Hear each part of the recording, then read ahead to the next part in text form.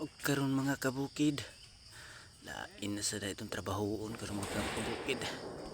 Mag-repair na pud tag atop ani kay wa man lagi tay laing pangita. Kining atopa, perti gining taasa kay tulogin ming gaalsa. Kay perti lagi inita, so sila riming saka diri ra ko sa ilalom nila. Lang ning gipangtangtangan kining mga atop nga daan. Pailisan magunis tag iya kay kung mag-ulan perti gyung tulua. Alang guning ginahinayan ug wa na dugay, ako na pud ming saka. Kay naluoy ko sa duha kay piting inita. Kuha na lang silang gitabangan kay hapit man pud na human. Kuha lagi silang gitabangan mo nang dali ra gid kay na human nakanaog na gid ming tanan.